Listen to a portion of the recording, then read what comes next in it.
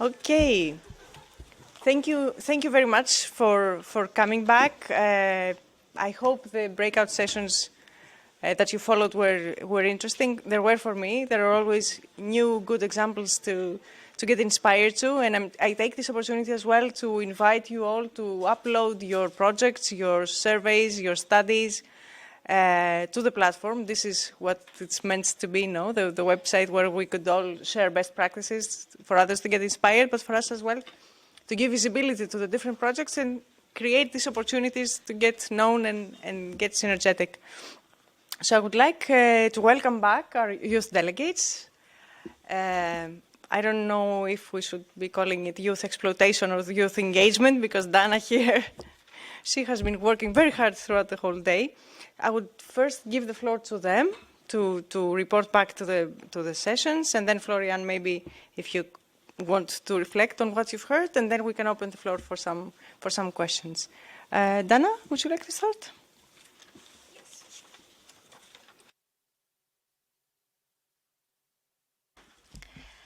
So we had a very rich discussion in our breakout session, and of course it was a lot to take in, and also as Florian mentioned in the introduction, I think there is a lot to take in the details, and there is a lot of discussion, and we need to be very attentive with the details of the act.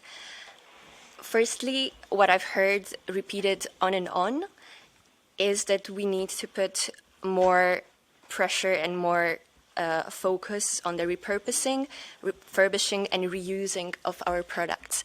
And it's directly interlinked with the eco-design of the products. But we heard also from industry leaders, we heard a lot of examples that there are a lot of barriers. There are a lot of barriers in the member states, and there are a lot of legislative barriers, because they can produce their products in such a way that it can be reused, repurposed, and refurbished. But if the end consumers do not take it and they oppose the reuse of their products, they cannot go through with their innovation. We also had a great intervention from Janil from the UN Environment Programme, and she presented a short outlook into the global research outlook for 2024. And she presented us that we now are in the moment where we are having an increased use of materials, and this use is going to increase over the years even more. And of course, extraction and processing of materials is going to increase as well, and is going to have a huge negative impact on the environment. And she also gave us an example that high-income countries consume 6% more materials and resources than low-income countries, so their impact then is, of course, bigger. She made a clear point that decoupling is essential in this transition, and that is possible and profitable. And by 2030, she presented that we can reduce the amount of material use and resources if we really put on the targets of the Circularity Act. She also made very clear that we need more ambitious circular business plans, and I think also Annika from Philips made it also quite clear that she wants to see more ambitious circular economy policies, and she said that she fears that in the act that's going to be presented by the Commission, it's not going to be maybe that ambitious. Then to go further, we heard a lot of time that sustainable and responsible use of resources is fundamental, and that delves also into the intergenerational fairness, because, of course, we do not want to have a legacy of already used materials for the future generations. And we also know that now in the geopolitical context, we heard that there is going to be a lot of debt, a lot of common debt maybe for our future generation, and not just from the side of use of resource materials, but also when we see the whole plans of the European Union in terms of their proposed agenda right now with, now I'm missing the word, but with security. And of course, having all those security and resilience.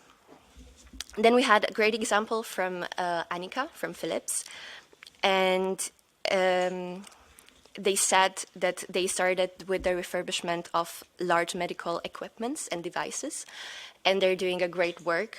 And 24% of their products are refurbished, if I understood it correctly. And you can buy from them refurbished shavers, refurbished baby devices, and a whole range of products.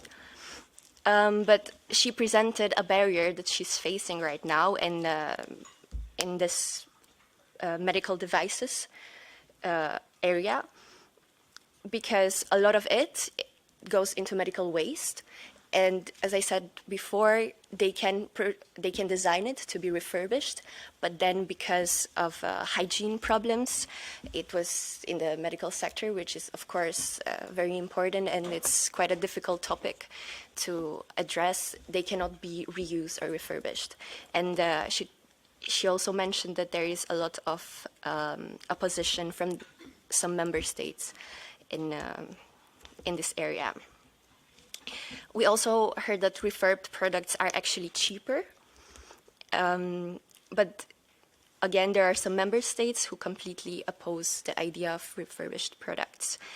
And there are a lot of barriers that these innovators in the circularity economy are facing right now.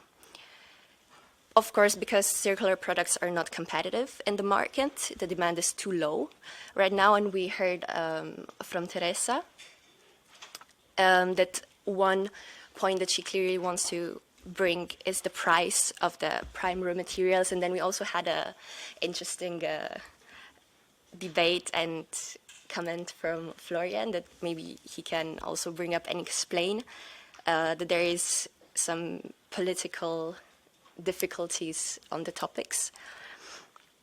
But one thing that has to be clear is that we won't reach our decarbonization goals without putting in place all these proposals and really making the circular economy work. Of course, there were also discussions about the need of financial incentives for businesses to refurbish their products so that they can regain their investment, and a lot of discussion about the double taxation of the refurbished products. And Florian presented us a proposal, the Green VAT initiative, that will be probably in the Act. And as well, he made a clear point that public procurement is key in this transition and for the Circular Economy Act. And he made a call to action for the people in the room and for stakeholders to come up with innovative ideas of how we can enhance and enable this public procurement area. We also had two very interesting examples from people who were taking part in the breakout sessions. And one was from a young researcher from the University of Oxford. And she told us about her findings on eco-design. And she also told us that there is a lot of investment in R&D of the circular products. But then again, these products still go through the old traditional recycling process. So they are crushed, they are destroyed. So it's not really a feasible way of working with it, because we can design them, but then if they go through the old traditional recycling process and they're crushed, we cannot really make this whole process work.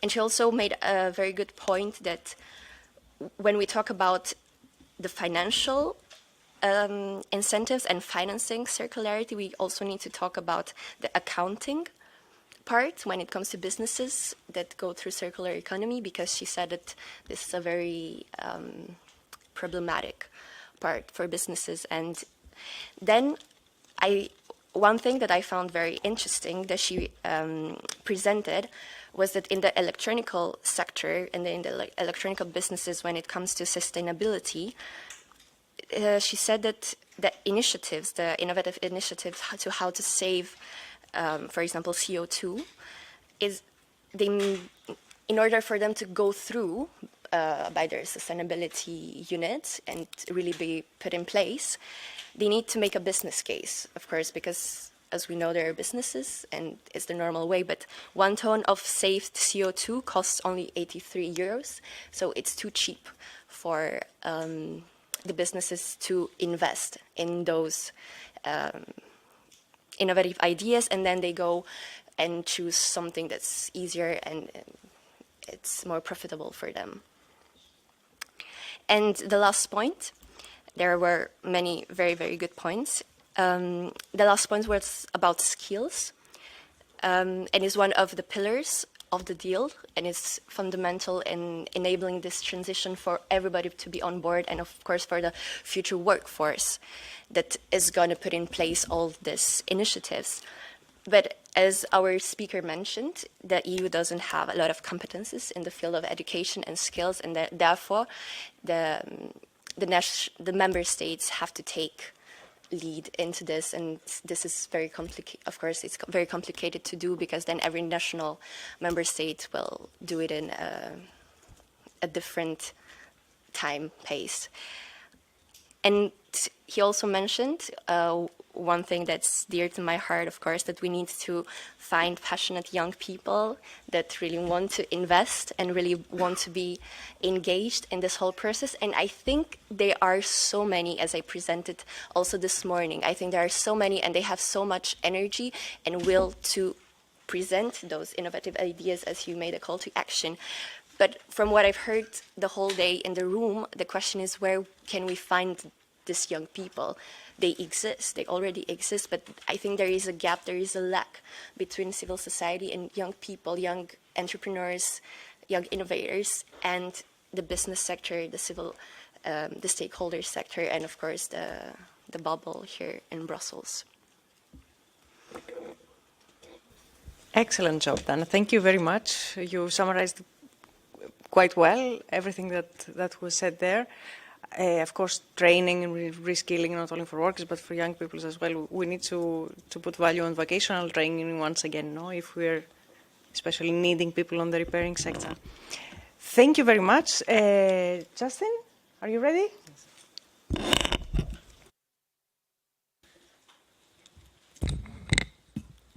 So, our breakout session, we talked about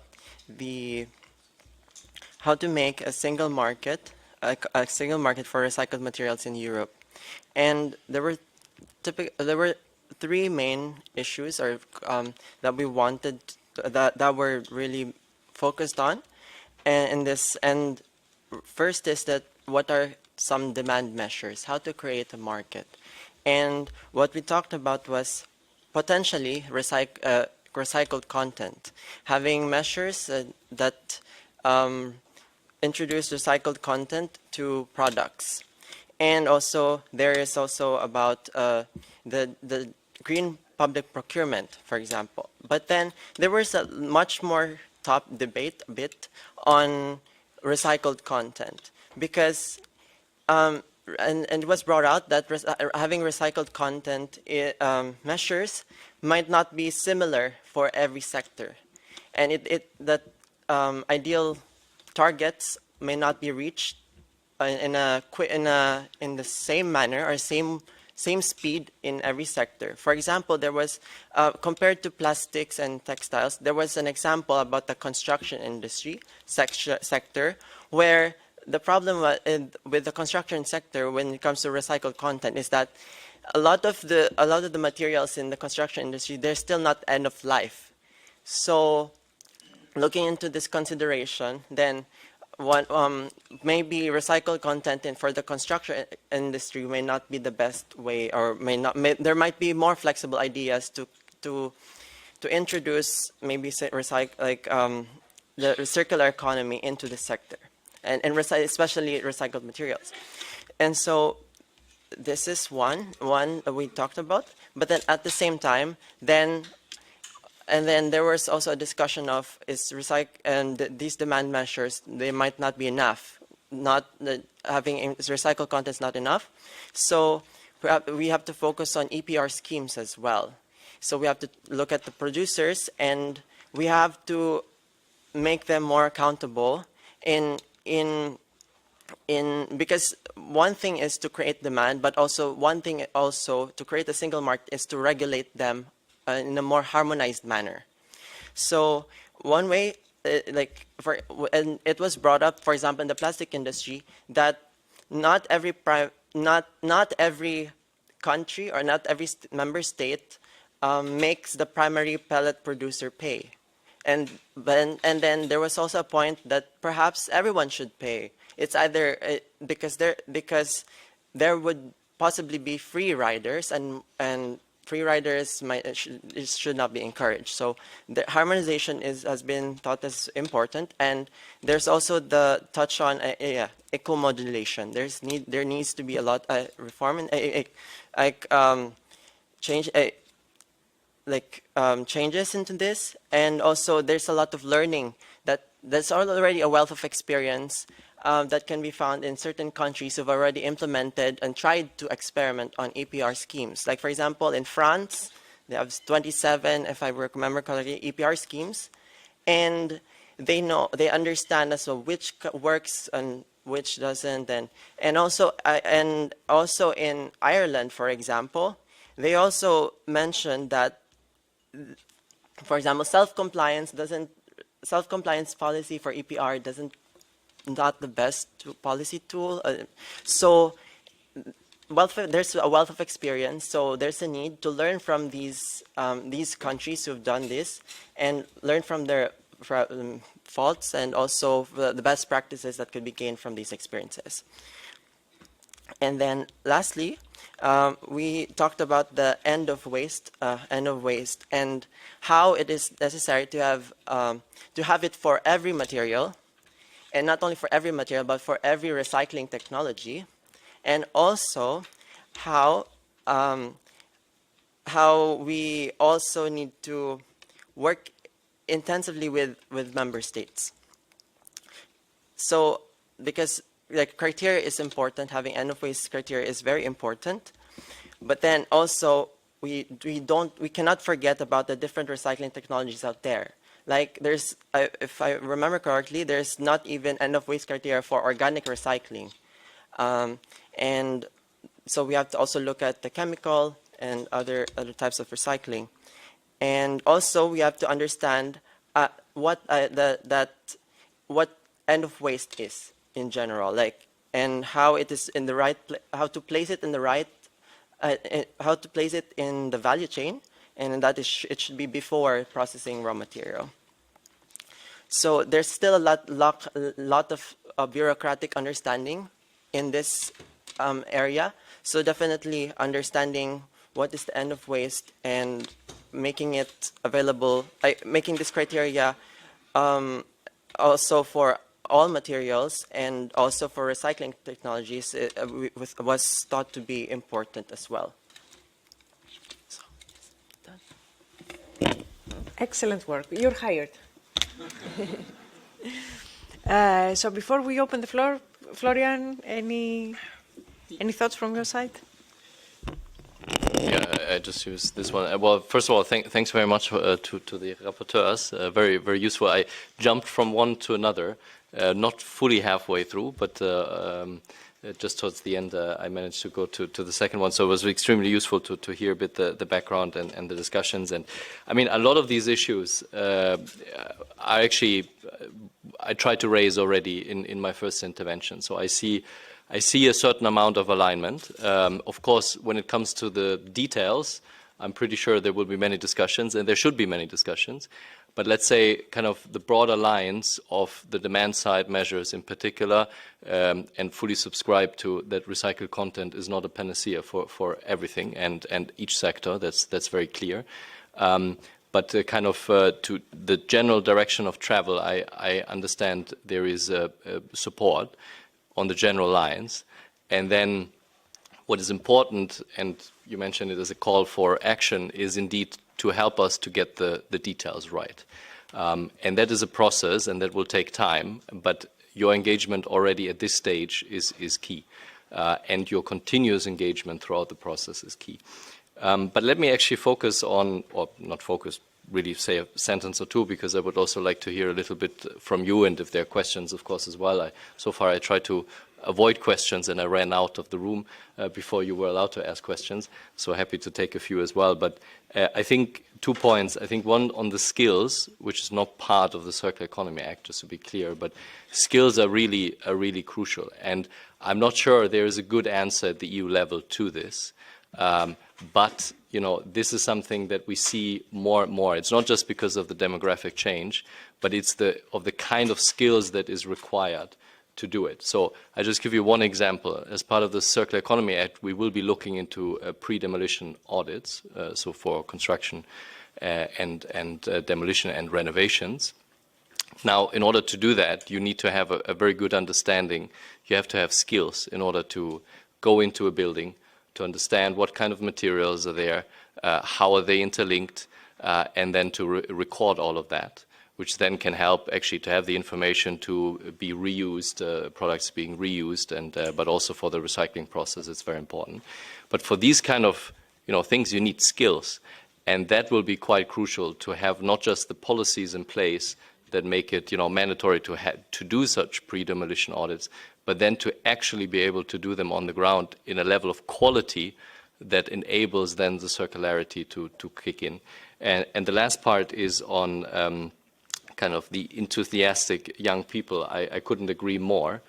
And that's a little bit what I alluded to when I said, it's great to do legislation at the EU level, but then the implementation on the ground is really the key. And for that, you are important, and also a next generation is very important. So if we can take a little bit from today, this is not concluding remark, but just a little bit from today as well, that we're working on something very important, something very big, something intergenerational, and to give that enthusiasm, that spirit up also to the next generation, I think that will be very important, because this is not something that will go away, circularity. Circularity is actually increasing in importance. So it's just to say that also, as maybe a take-home element, please continue spreading that spirit as well to the next generation. Thanks. Thank you very much. We have about 5 minutes for the floor. I know before there were some people that they wanted to address some questions to Florian. Maybe raise your hands to see how many you are. 1, 2, wow, too many. 2, 4, 5. Yeah. Okay. Let's give the floor to people that they haven't spoken yet. There, the lady over there, the gentleman over there. We can, if you keep it to 1 minute, we will take more. So please give it to 1 minute. No pressure. Hello, good afternoon. Big thanks to all of the speakers. We've heard so many things today. But I would like to emphasize that the transition to a circular economy means a paradigm shift, and most of the things that have been said, I think, are sensible, are valuable. We need to do that, but I think we haven't addressed the fact that a circular economy in an economy, a growth-based economy that is only looking at economic profits at the expense of people and the environment, it will never work. So earlier in a previous panel, it was said that we cannot internalize the external costs because products will become too expensive. Yes, we should not burden consumers, but we also have to recognize that markets are they are flooded with cheap, unsustainable stuff people don't really need for their well-being. So I would like to stress to pitch the idea that a circular economy should also be a well-being economy, focusing on the needs that people have and responding to those, ensuring a high quality of living, rather than just producing more stuff for the sake of it. If that's the road that Europe wants to take, competing with China and US, that's going to be a race to the bottom.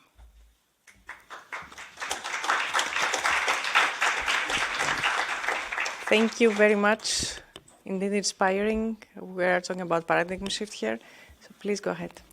Hello, this is Jean from Circular. We're a consultancy working on circular economy.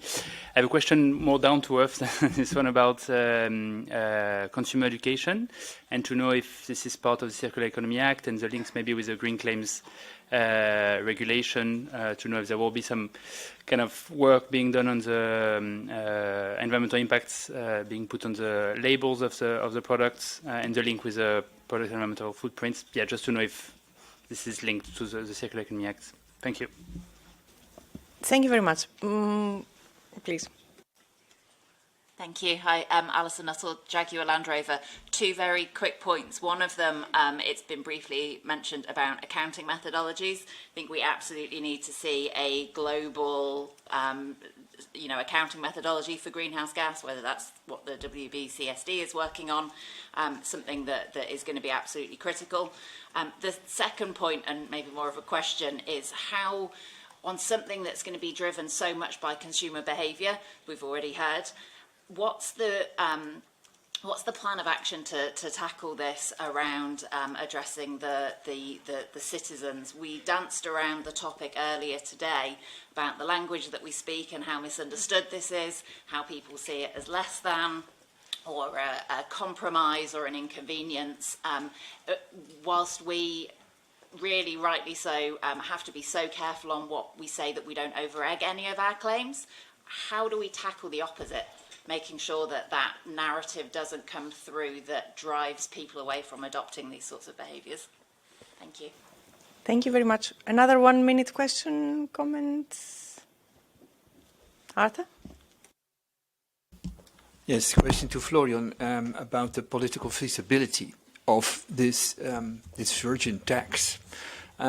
We fully recognize it's very difficult, but is it being discussed right now to have as a compensation for maybe higher price for virgin, the lowering of the income tax? Because then every citizen would have more money at the end of the month on the bank, which would compensate for the slightly higher price. Is that being discussed at all?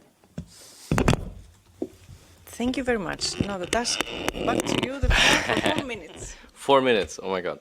Okay, I'll try to be very quick, but I'll try to address all the questions.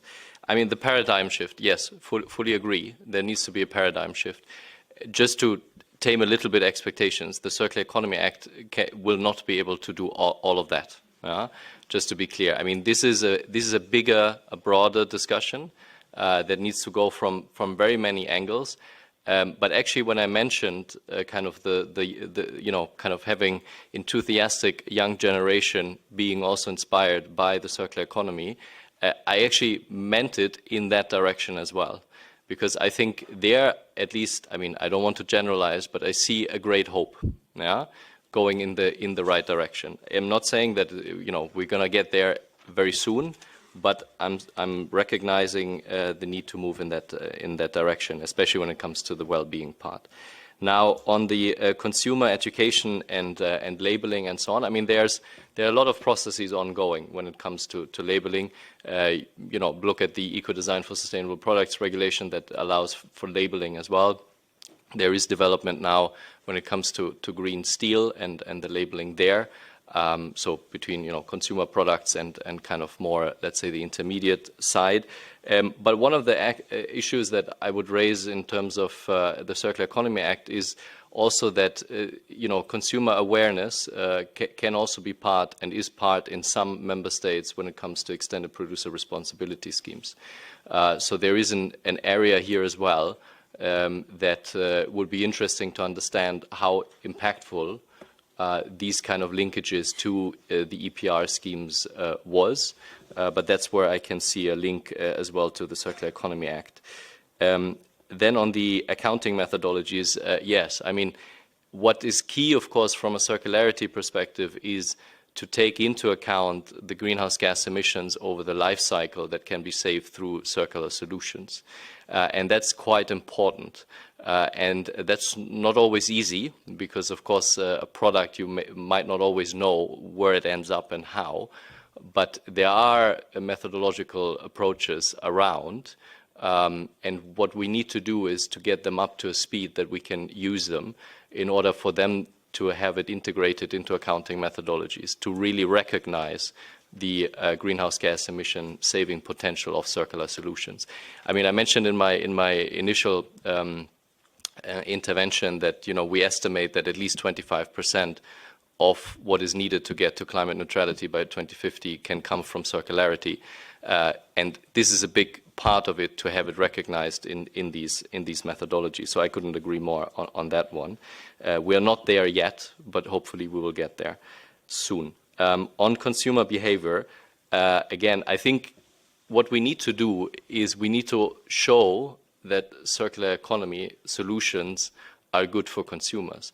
And if I think about durability, you know, I don't want whatever product, cell phone, whatever textile, whatever product, I want to last it for longer, right? So if you have products that fail all the time, you get annoyed, rightly so. So this is a circular solution that is actually quite aligned with consumer preferences.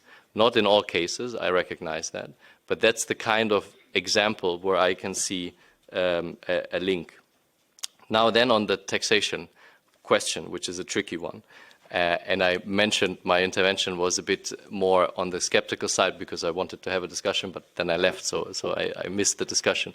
But no, it's so I can make it easy for myself and say this is, you know, income taxation is not something for the EU level.